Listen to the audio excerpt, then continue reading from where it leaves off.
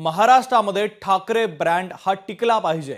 बैठकीमध्ये मनसेच्या पदाधिकाऱ्यांनी हे मत मांडलं।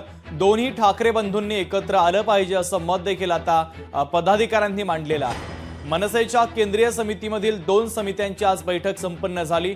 मनसे अध्यक्ष राज ठाकरेंसोबत ही बैठक पार पडली।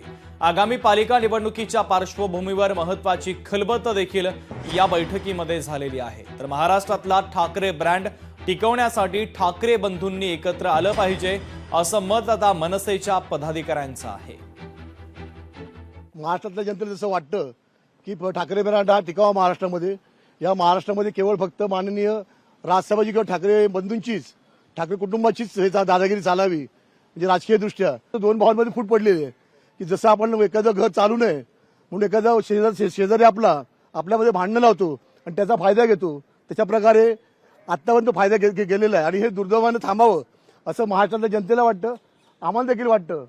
परंतु माननीय राजसाहेबांची शेवटी ती भूमिका आहे, आमच्या पक्षाचे प्रमुख आहेत, ते त्यांना योग्य जो वाटेल तो निर्णय घेतील, त्याच्याशी आम्ही पाठीशी राहणार एवढं मी ठामपणे सांगतो।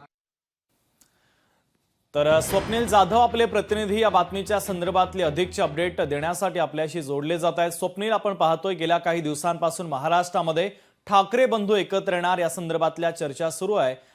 राज ठाकरे यांनी साथ दिल्यानंतर उद्धव ठाकरेंनी प्रतिसाद दिल्याचं देखील आपण पाहिलेलं आहे।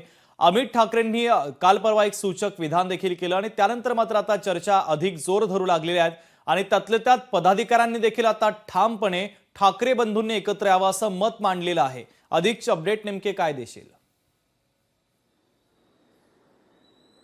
शुभम, नक्कीच एकीकडे स्थानिक स्वराज्य संस्थांच्या निवडणुका जशा जवळ येतात तसं ठाकरे बंधू एकत्र येतील अशा प्रकारच्या चर्चा सुद्धा सुरू झालेल्या आहेत। 7 प्रतिसाद हे सुद्धा सकारात्मक आहेत, नेत्यांमधील चर्चा सुद्धा सकारात्मक आहेत। मात्र प्रमुख नेते हे काय बोलणार याकडे महत्त्वाचं आहे, त्यांची भूमिका महत्त्वाची आहे। मात्र या दोन्ही पक्षातील कार्यकर्ते असतील यांनी तर सुरुवातीपासूनच ठाकरे बंधू एकत्र यावे यासाठी प्रयत्न केलेले आहेत, अनेक चर्चा सुद्धा सुरू होत्या। आता पदाधिकाऱ्यांमध्ये सुद्धा अशीच चर्चा सुरू झालेली आहे।